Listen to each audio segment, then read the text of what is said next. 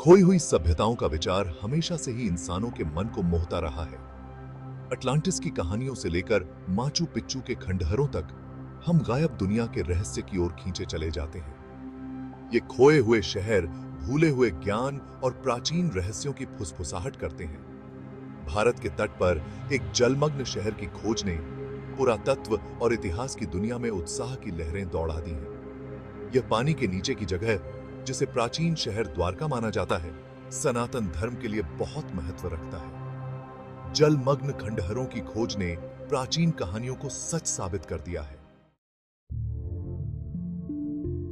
द्वारका के पुनर्खोज की कहानी की शुरुआत समुद्री पुरातत्वविदों के काम से होती है, जो कच्छ की खाड़ी में काम कर रहे थे।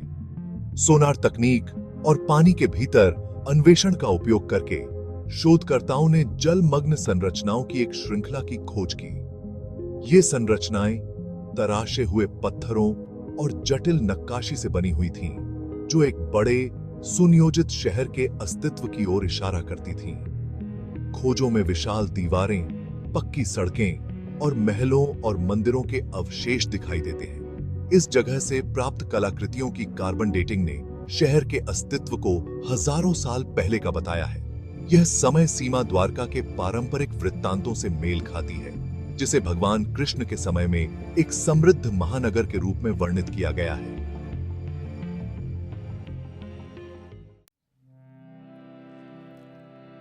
सनातन धर्म में द्वारका बहुत धार्मिक और सांस्कृतिक महत्व रखता है। महाभारत और भागवत पुराण जैसे प्राचीन ग्रंथों के अनुसार कृष्ण ने मथुरा से प्रवास करने के बाद द्वारका को अपनी राजधानी के रूप में बनाया था। कहा जाता है कि द्वारका अद्वितीय सुंदरता और समृद्धि का शहर था।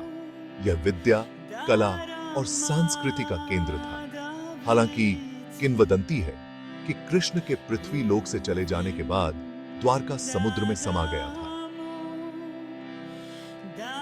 गुजरात के तट पर एक जलमग्न शहर की खोज, जो प्राचीन ग्रंथों में वर्णन के समान है, ने भक्तों और इतिहासकारों में समान रूप से अपार उत्साह पैदा किया है। इसने इतिहास के एक ऐसे अध्याय को जीवंत कर दिया है, जिसे कभी पौराणिक कथाओं के दायरे तक ही सीमित माना जाता था।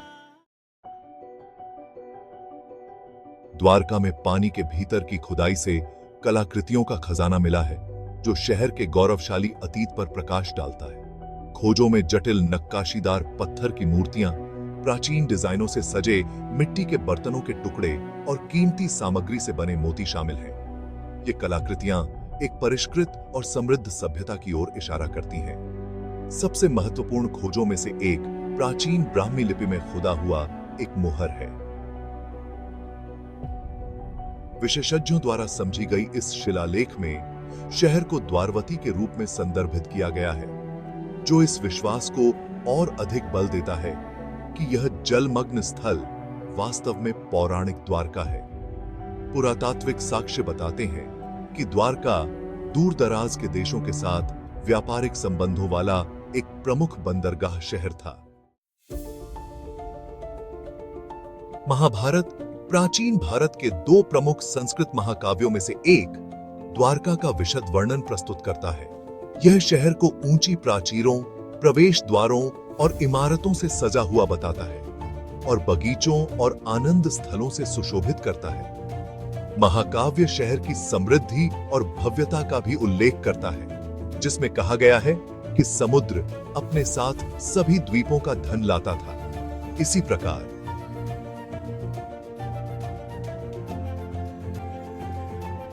हिंदू धर्म में एक पूजनीय ग्रंथ भागवत पुराण द्वारका के जलमग्न होने की कहानी कहता है। इसमें कहा गया है कि कृष्ण के लुप्त होने के बाद समुद्र बढ़ गया और पूरी द्वारका नगरी जलमग्न हो गई। जलमग्न शहर की खोज इन प्राचीन आख्यानों के लिए एक ठोस कड़ी के रूप में कार्य करती है। द्वारका की खोज इतिहास और संस्कृति की हमारी समझ के लिए दूरगामी प्रभाव डालती है। यह पारंपरिक आख्यानों को चुनौती देता है और प्राचीन सभ्यताओं के बारे में हमारे ज्ञान की सीमाओं को पीछे धकेलता है। द्वारका के निष्कर्ष बताते हैं कि सुदूर अतीत में उन्नत सभ्यताएं मौजूद रही होंगी, जिनके पास ज्ञान और प्रौद्योगिकियां थीं, जिन्हें हम अभी फिर से खोजना शुरू कर रहे हैं। इसके अलावा इस खोज ने भारतीय मूल के लोगों में गर्व और आश्चर्य की भावना जगा दी है।